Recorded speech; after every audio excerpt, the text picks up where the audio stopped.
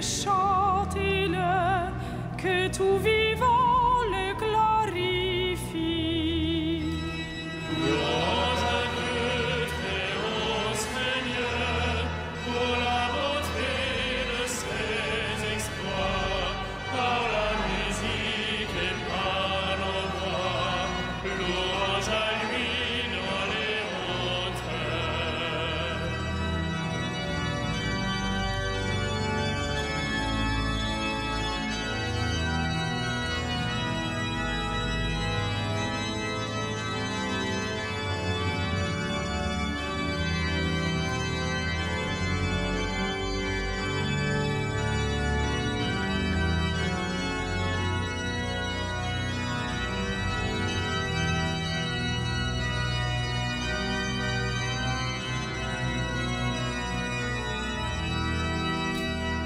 Louange à Dieu dans sa demeure, louez son œuvre de vaillance.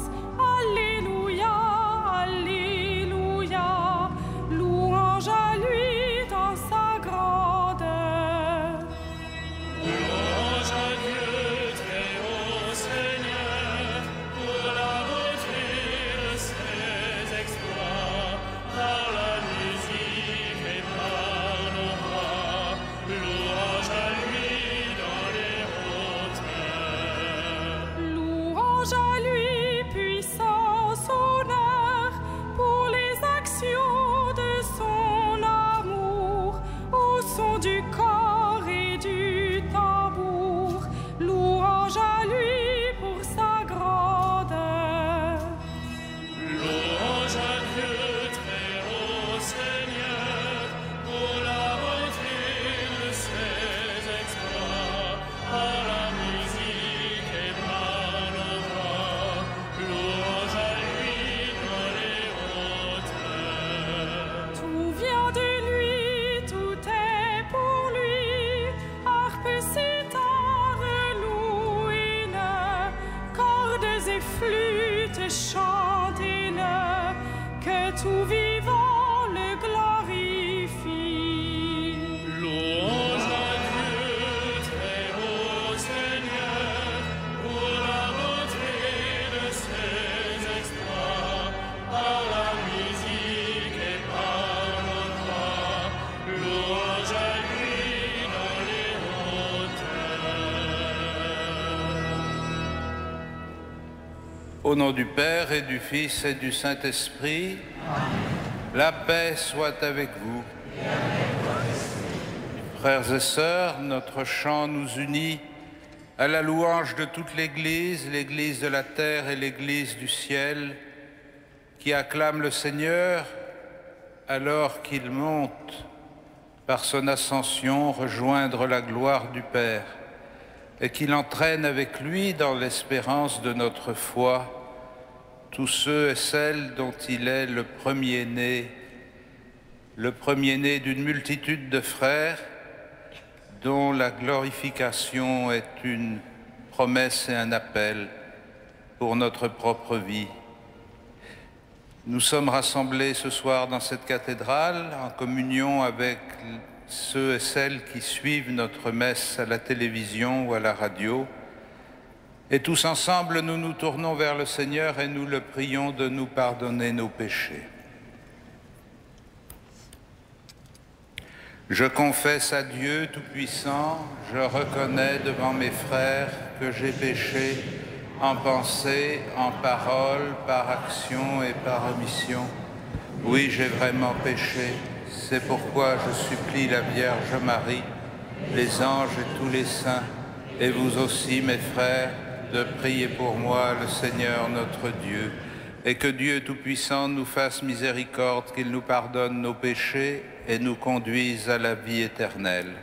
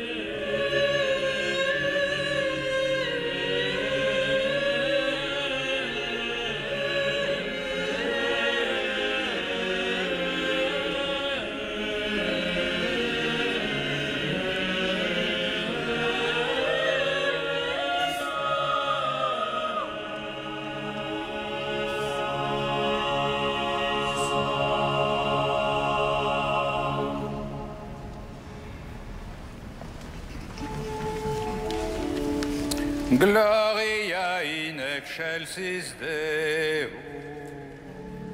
Et in terra pax omnibus bone voluntatis.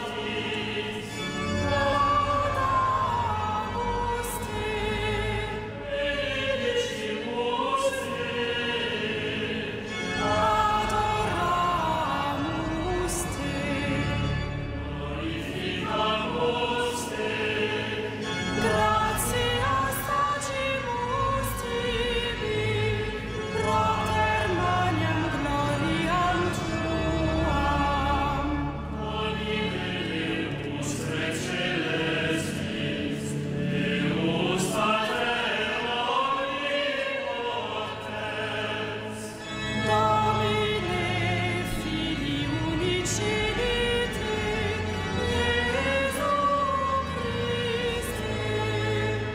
Domine Deus Agnus Dei, Filius Patris, Qui tollis peccata mundi, miserere nobis. qui tollis peccata mundi, suscipere gratiae nostra.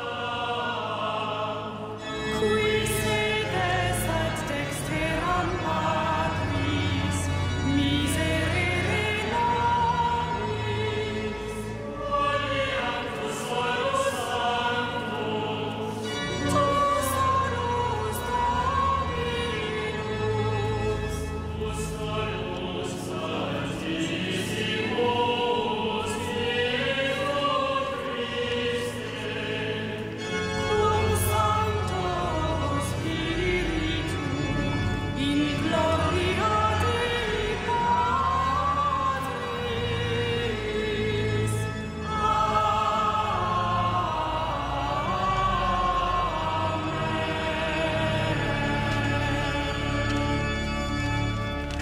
Prions le Seigneur. Dieu qui élève le Christ au-dessus de tout, ouvre-nous à la joie et à l'action de grâce, car l'ascension de ton Fils est déjà notre victoire. Nous sommes les membres de son corps, il nous a précédés dans la gloire auprès de toi, et c'est là que nous vivons en espérance, par Jésus-Christ, ton Fils, notre Seigneur et notre Dieu, qui vit et règne avec toi dans la communion du Saint-Esprit, maintenant et pour les siècles des siècles.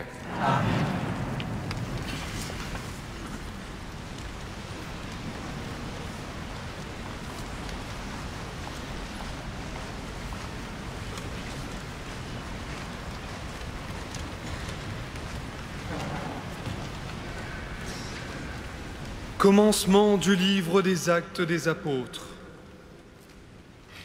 Mon cher Théophile, dans mon premier livre, j'ai parlé de tout ce que Jésus a fait et enseigné depuis le commencement, jusqu'au jour où il fut enlevé au ciel, après avoir, dans l'Esprit Saint, donné ses instructions aux apôtres qu'il avait choisis.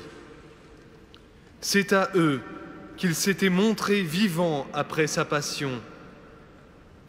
Il leur en avait donné bien des preuves, puisque 40 jours, il leur était apparu et leur avait parlé du royaume de Dieu. Au cours d'un repas qu'il prenait avec eux, il leur donna l'ordre de ne pas quitter Jérusalem, mais d'y attendre ce que le Père avait promis. Il leur disait : « C'est la promesse que vous avez entendue de ma bouche. Jean a baptisé avec de l'eau, mais vous, c'est dans l'Esprit Saint que vous serez baptisés d'ici quelques jours. » Réunis autour de lui, les apôtres lui demandaient : « Seigneur, est-ce bien maintenant que tu vas rétablir la royauté en Israël ?» Jésus leur répondit : « Il ne vous appartient pas de connaître les délais et les dates que le Père a fixées dans sa liberté souveraine. Mais vous allez recevoir une force, celle du Saint-Esprit qui viendra sur vous. Alors, vous serez mes témoins à Jérusalem, dans toute la Judée et la Samarie, et jusqu'aux extrémités de la terre. Après ces paroles, ils le virent s'élever et disparaître à leurs yeux dans une nuée. Et comme ils fixaient encore le ciel où Jésus s'en allait, voici que 2 hommes en vêtements blancs se tenaient devant eux et disaient : « Galiléens, pourquoi restez-vous là à regarder vers le ciel ? Jésus, qui a été enlevé du milieu de vous, reviendra de la même manière que vous l'avez vu s'en aller vers le ciel. » Parole du Seigneur.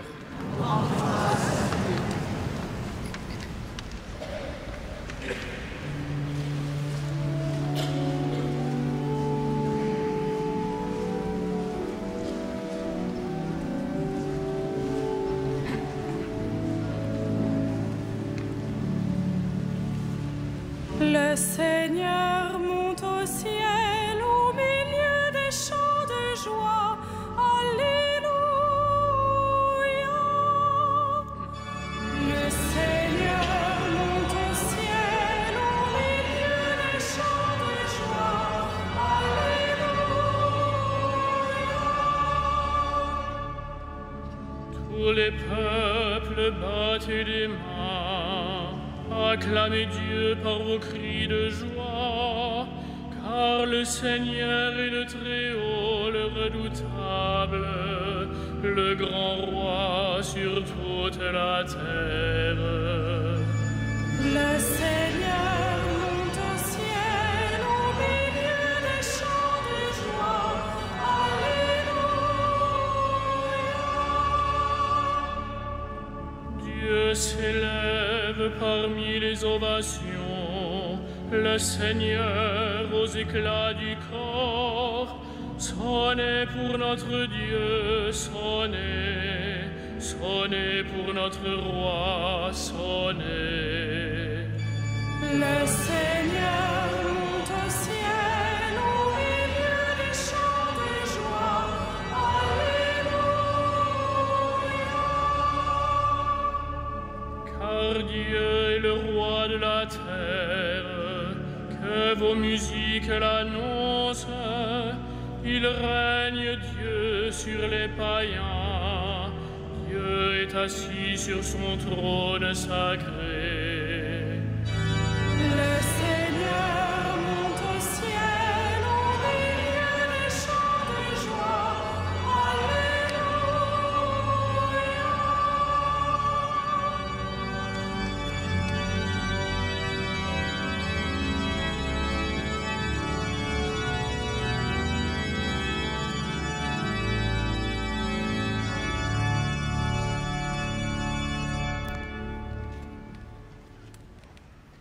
Lecture de la lettre de saint Paul apôtre aux Éphésiens.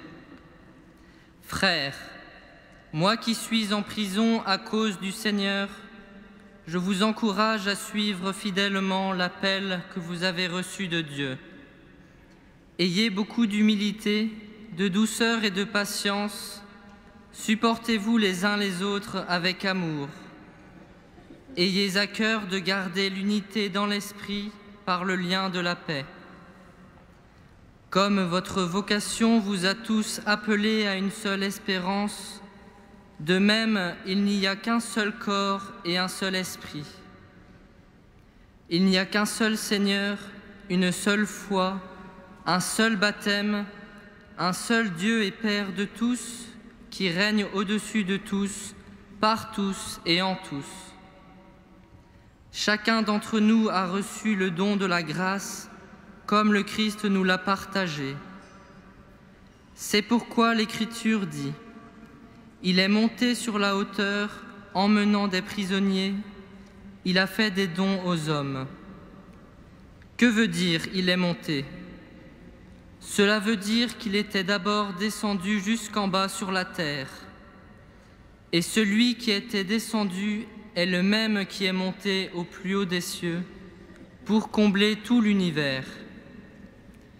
Et les dons qu'il a faits aux hommes, ce sont d'abord les apôtres, puis les prophètes et les missionnaires de l'Évangile, et aussi les pasteurs et ceux qui enseignent.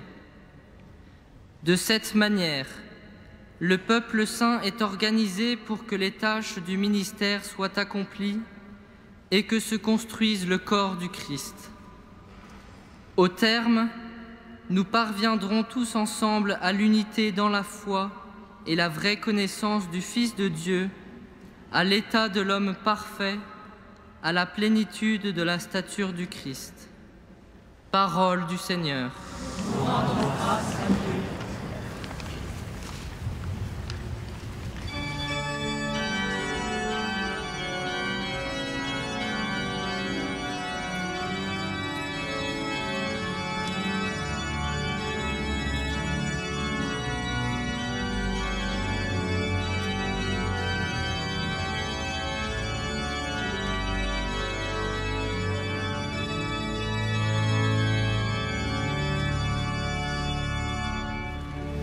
Alléluia, Alléluia, Alléluia. Alléluia, Alléluia, Alléluia. Le Seigneur s'élève parmi l'acclamation, il s'élève au plus haut des cieux. Alléluia, Alléluia, Alléluia.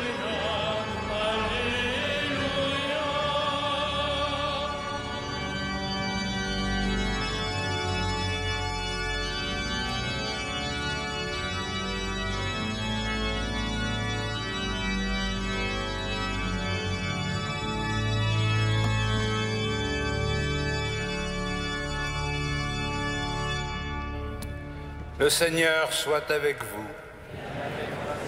Évangile de Jésus-Christ selon saint Marc.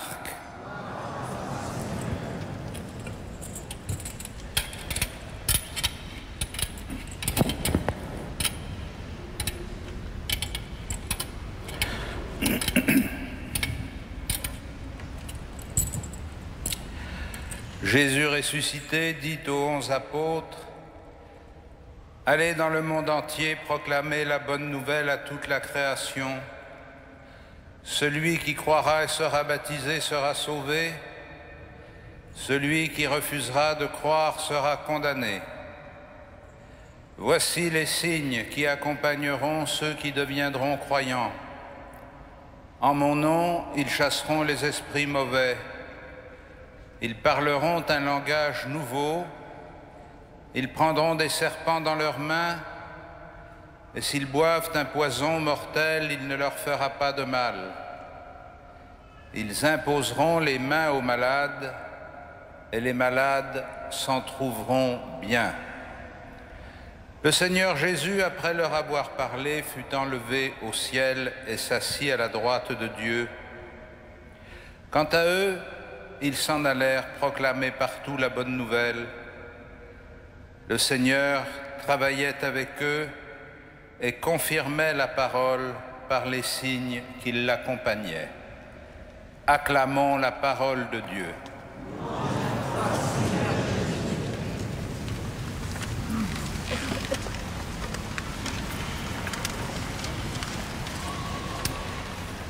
Frères et sœurs, l'Ascension du Seigneur, dont nous célébrons la solennité aujourd'hui, qui a été évoquée par le début du livre des Actes des Apôtres et l'Évangile de saint Marc, est un événement qui va évidemment transformer complètement non seulement la situation de Jésus ressuscité, qui est apparu à plusieurs reprises à ses disciples depuis la résurrection, mais encore la vie des disciples eux-mêmes, puisque son retour auprès du Père va inaugurer un nouveau type de relation de ses disciples avec lui, et qu'ils doivent maintenant apprendre, découvrir, comprendre comment Jésus est vivant, présent au milieu d'eux,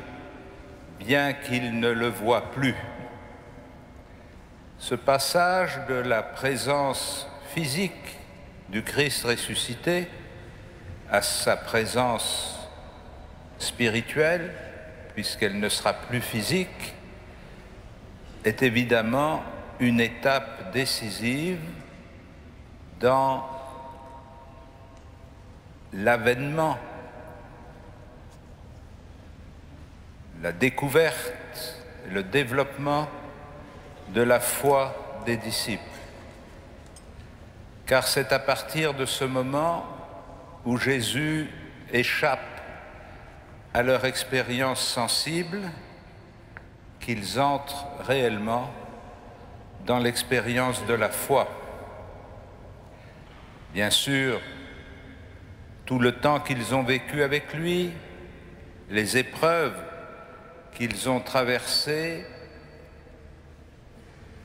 le spectacle qu'ils ont eu de son arrestation, de sa condamnation, de son exécution, puis ces apparitions après la résurrection nourrissaient chez eux une relation qui dépassait la simple relation ordinaire et commençait déjà à construire quelque chose qui était de l'ordre de la foi.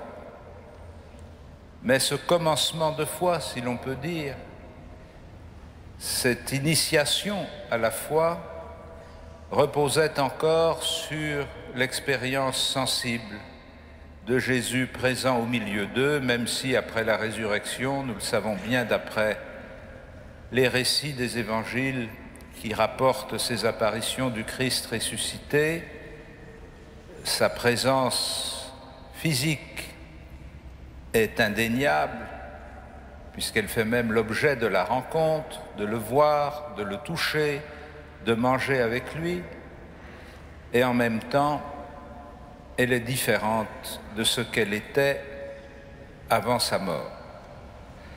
Déjà, dans ces apparitions du ressuscité, les disciples sont invités, appelés à surmonter, à dépasser la simple expérience sensible de la présence de Jésus pour reconnaître Jésus, mais dans une nouvelle manière d'être au milieu d'eux. Avec l'ascension, cette nouveauté, cette nouvelle manière d'être au milieu d'eux franchit un seuil complètement inimaginable, puisque d'après le récit des Actes des Apôtres et de l'Évangile de saint Marc, ils voient Jésus enlevé au ciel, c'est-à-dire qu'ils le voient disparaître à leurs yeux. Et tout soudain, ils se retrouvent entre eux. Je disais que cette ascension du Christ, qui est évidemment une phase de l'accomplissement de sa glorification, après la mort et la résurrection, il est glorifié dans le Père. L'ascension du Christ change la manière dont les disciples vont comprendre la mission qu'ils ont reçue et la manière dont ils vont l'accomplir. Je voudrais simplement vous proposer de retenir 3 aspects de cette évolution qui ne sera pas complètement achevée avant la Pentecôte, quand ils recevront la plénitude de l'Esprit. La première dimension de cette évolution, c'est, comme nous le rappelait l'Évangile de Marc et aussi le début des Actes des Apôtres, la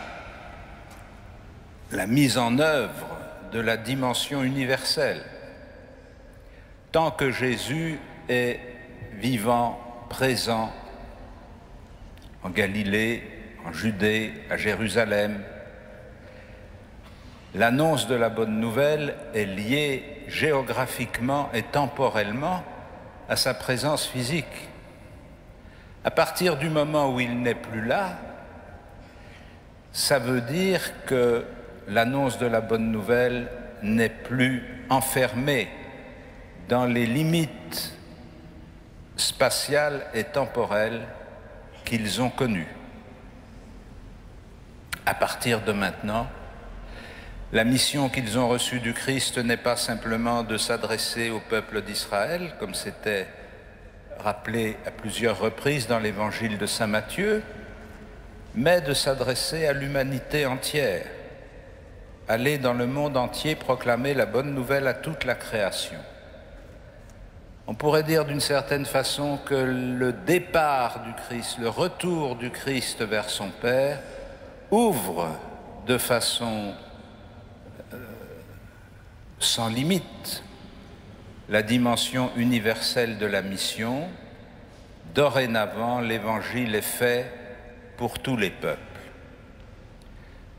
Deuxième aspect de cette évolution de la mission des disciples et de la manière de l'accomplir, c'est la constitution, comme le rappelait l'Épître aux Éphésiens, la constitution du corps ecclésial.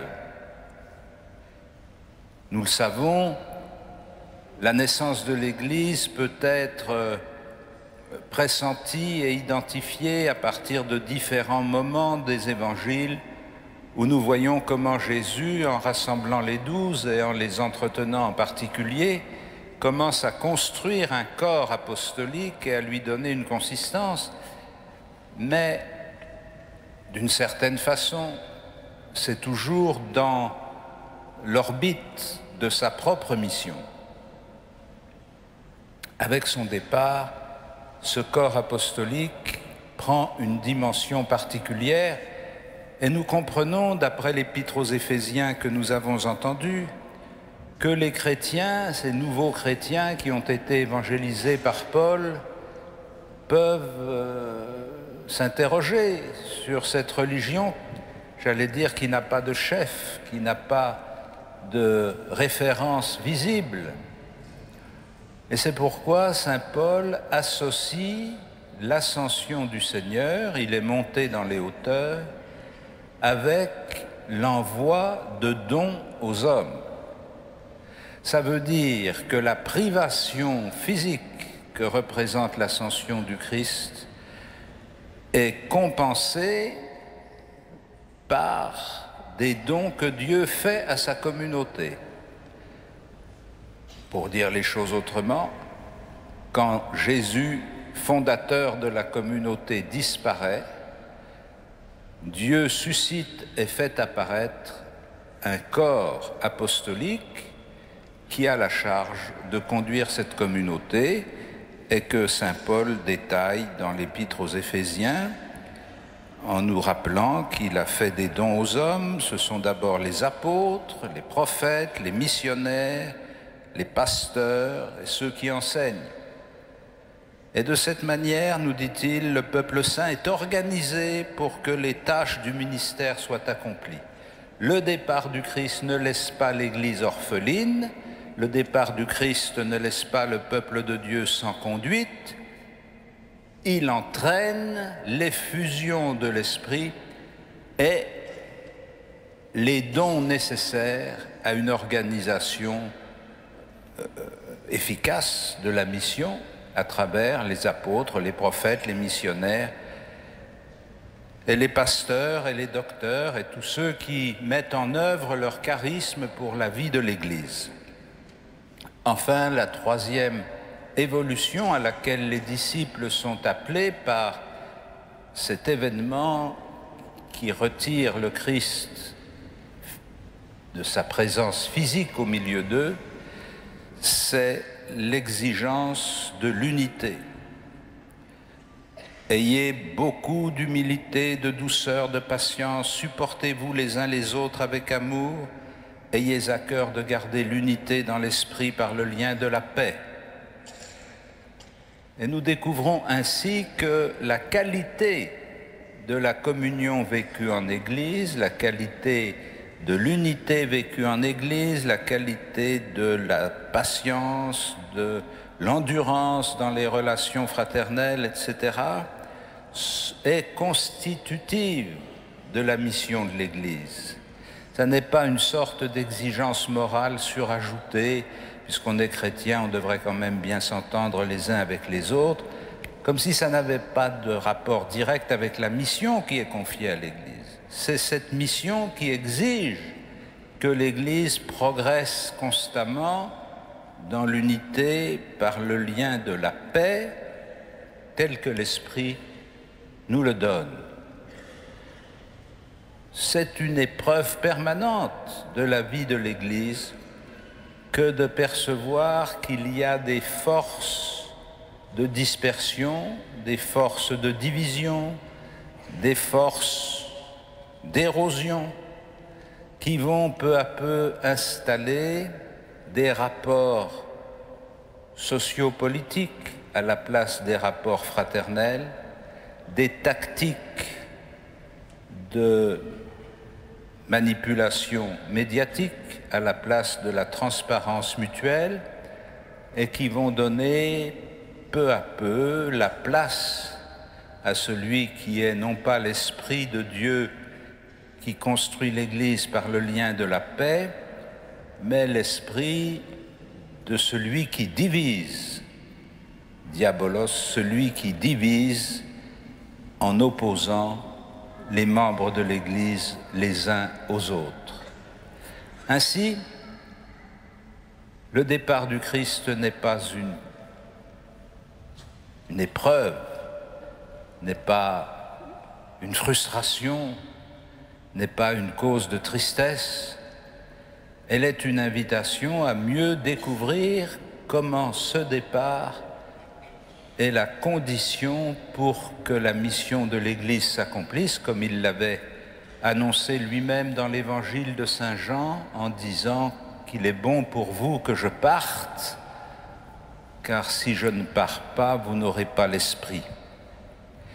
Dans ces jours où nous attendons la venue de l'Esprit Saint, nous rendons grâce au Seigneur qui n'abandonne pas son peuple, qui répand ses dons sur son Église pour qu'elle soit structurée et organisée en vue de la mission universelle, réunie dans la charité par le lien de la paix. Amen.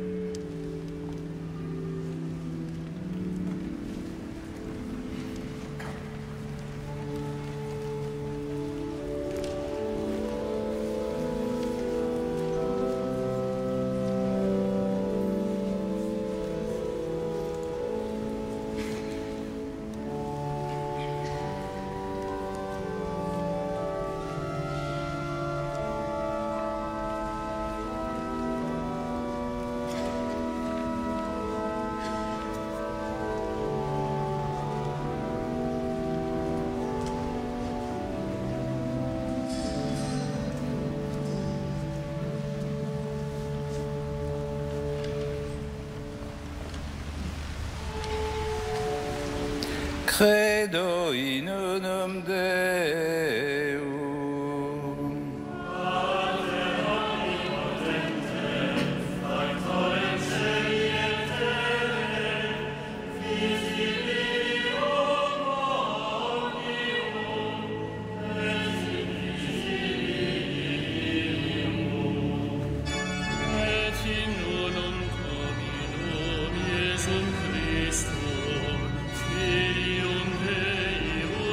Genitor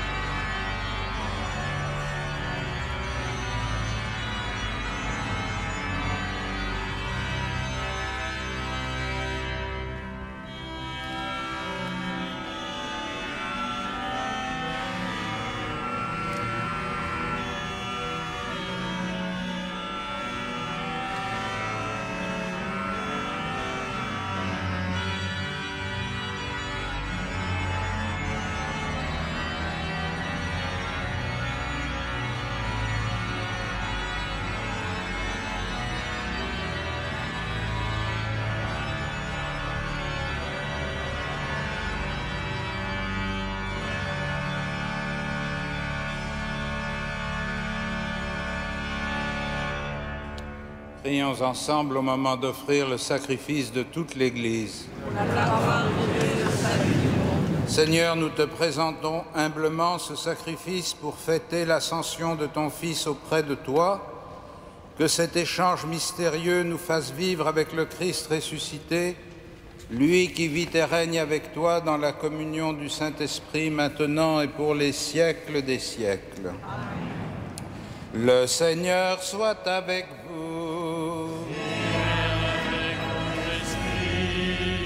Élevons notre cœur. Rendons grâce au Seigneur notre Dieu.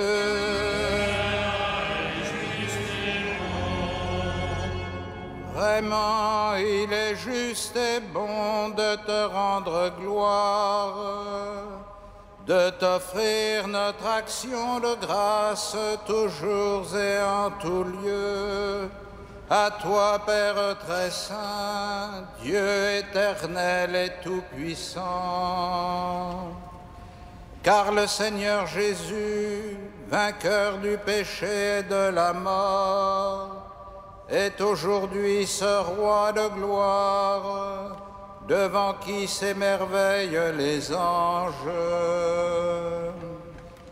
Il s'élève au plus haut des cieux pour être le juge du monde et le Seigneur des seigneurs, seul médiateur entre Dieu et les hommes.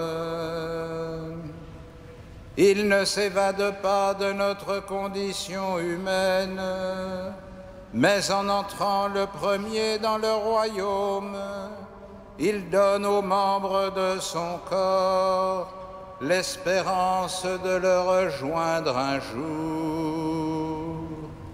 C'est pourquoi le peuple des baptisés, rayonnant de la joie pascale, exulte par toute la terre, tandis que les anges dans le ciel chantent sans fin l'hymne de ta gloire.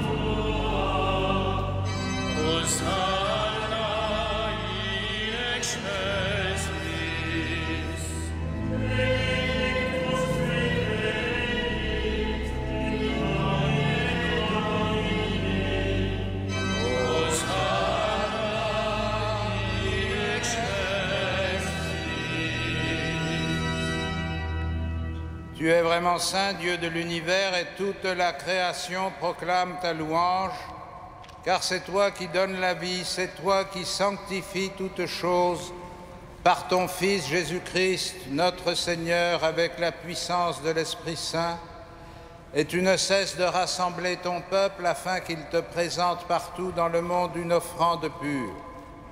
C'est pourquoi nous voici rassemblés devant toi et dans la communion de toute l'Église, nous célébrons le jour très saint où notre Seigneur, ton Fils unique, ayant pris notre nature avec sa faiblesse, la fit entrer dans la gloire près de toi. Par lui, qui siège désormais à ta droite, Dieu Tout-Puissant, nous te supplions de consacrer toi-même les offrandes que nous apportons. Sanctifie-les par ton Esprit, pour qu'elles deviennent le corps et le sang de ton Fils Jésus-Christ, notre Seigneur, qui nous a dit de célébrer ce mystère. La nuit même où il fut livré, il prit le pain, en te rendant grâce, il le bénit, il le rompit et le donna à ses disciples en disant « Prenez et mangez-en tous, ceci est mon corps livré pour vous. »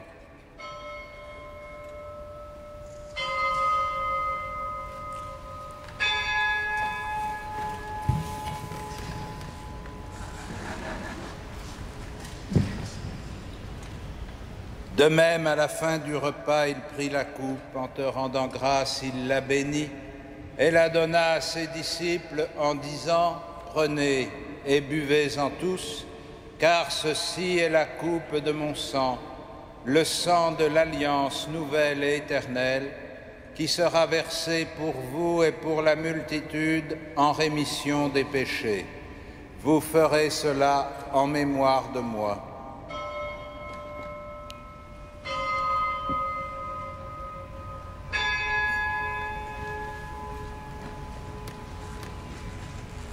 Il est grand le mystère de la foi.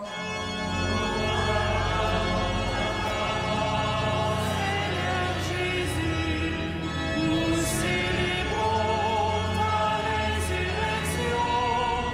Nous attendons ta venue dans la gloire.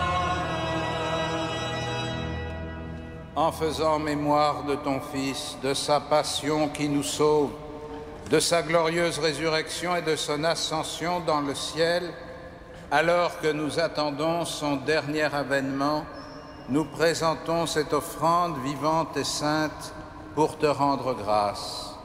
Regarde, Seigneur, le sacrifice de ton Église et daigne y reconnaître celui de ton Fils qui nous a rétablis dans ton alliance. Quand nous serons nourris de son corps et de son sang, et remplis de l'Esprit Saint, accorde-nous d'être un seul corps et un seul esprit dans le Christ, et que l'Esprit Saint fasse de nous une éternelle offrande à ta gloire, pour que nous obtenions un jour les biens du monde à venir auprès de la Vierge Marie, la bienheureuse Mère de Dieu, avec les apôtres, les martyrs, Saint Denis et tous les saints qui ne cessent d'intercéder pour nous.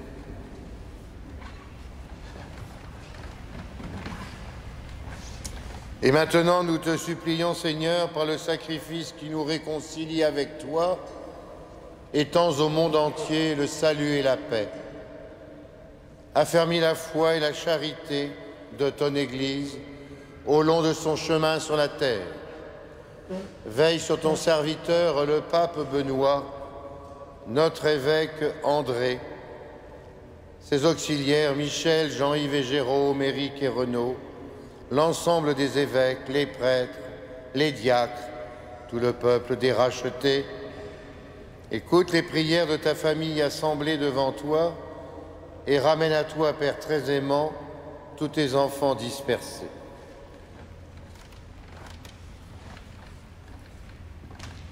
Pour nos frères défunts, pour les hommes qui ont quitté ce monde et dont tu connais la droiture, nous te prions.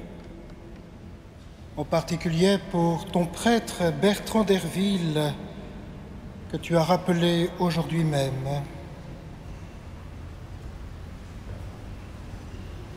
Reçois-les dans ton royaume, où nous espérons être comblés de ta gloire, tous ensemble, et pour l'éternité, par le Christ notre Seigneur, par qui tu donnes au monde toute grâce et tout bien. Par lui, avec lui et en lui. Amen. À toi, Dieu le Père Tout-Puissant, dans l'unité du Saint-Esprit. Amen. Tout honneur et toute gloire pour les siècles des siècles.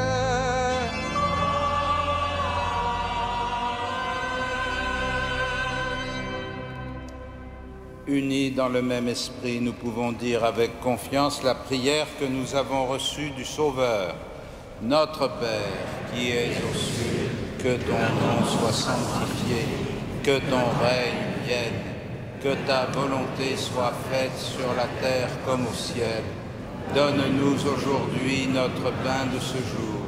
Pardonne-nous nos offenses, comme nous pardonnons aussi à ceux qui nous ont offensés. Et ne nous soumets pas à la tentation, mais délivre-nous du mal. Délivre-nous de tout mal, Seigneur, et donne la paix à notre temps.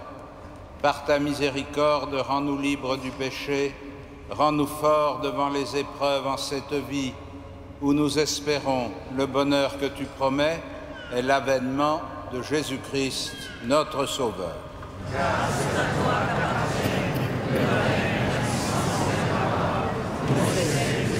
Seigneur Jésus-Christ, tu as dit à tes apôtres, je vous laisse la paix, je vous donne ma paix. Ne regarde pas nos péchés, mais la foi de ton Église.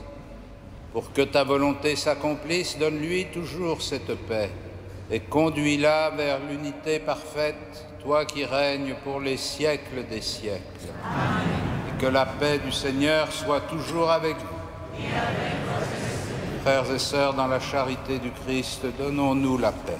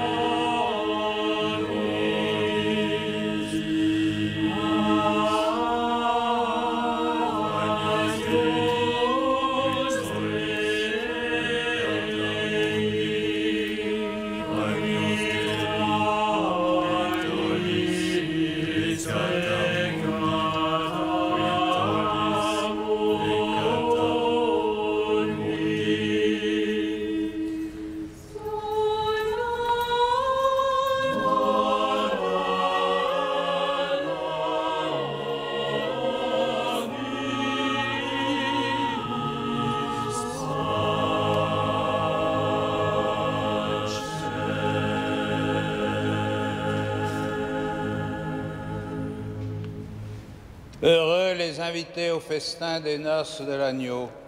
Voici l'agneau de Dieu qui enlève le péché du monde. Seigneur, je ne suis pas digne de te recevoir, mais dis seulement une parole et je serai guéri.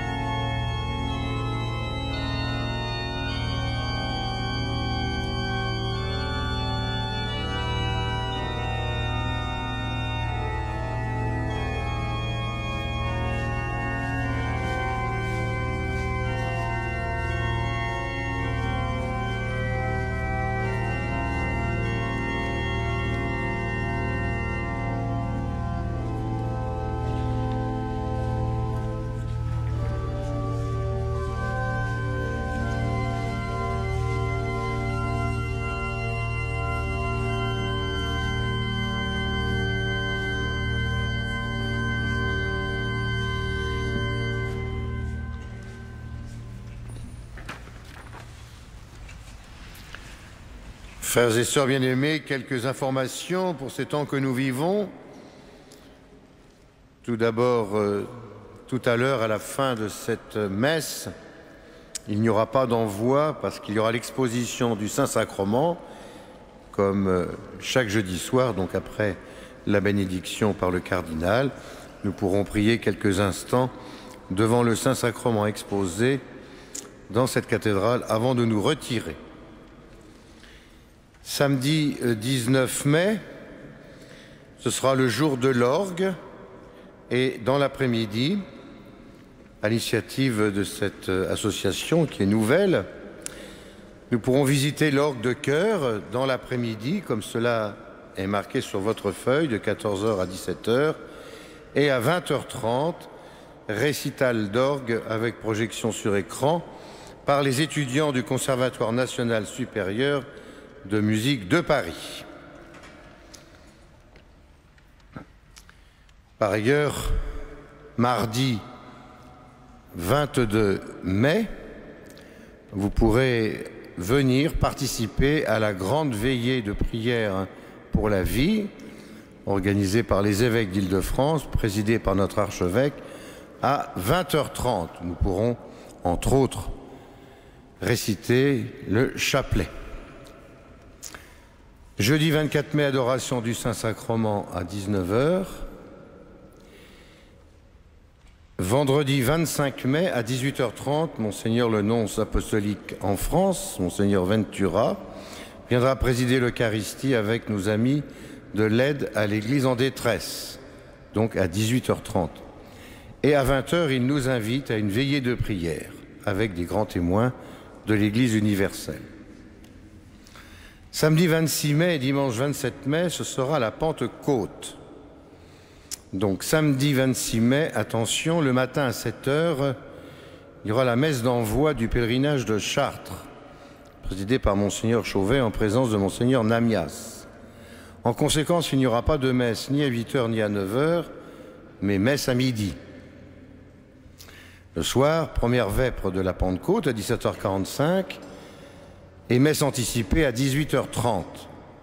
Et à 21h, ce samedi 26 mai, vigile de la Pentecôte présidée par notre archevêque, avec évidemment la célébration de l'Eucharistie et au cours de cette messe, la confirmation des adultes du diocèse de Paris. Dimanche 27 mai, les messes et les offices ont lieu aux horaires habituels comme cela est porté sur votre feuille. Par ailleurs, nous vous rappelons que ce soir, comme les jeudis et les samedis de mai et de juin, vous pouvez voir l'opéra d'images « Réjouis-toi Marie », c'est à 21h ce soir. Enfin, vous pourrez passer à l'exposition Thérèse de Lisieux, qui est dans le déambulatoire derrière le mur du chœur. Nous allons pouvoir maintenant nous lever pour terminer ensemble notre prière avec notre archevêque.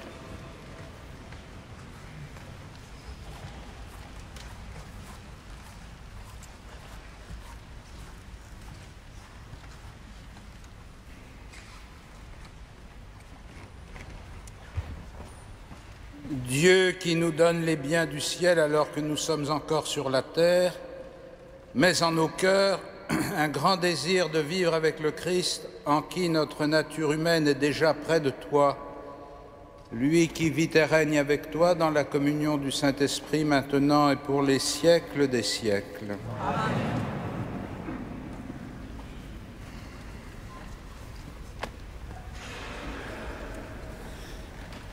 Que le Seigneur Tout-Puissant vous bénisse, il élève aujourd'hui son Fils dans la gloire et vous ouvre ainsi le chemin du ciel.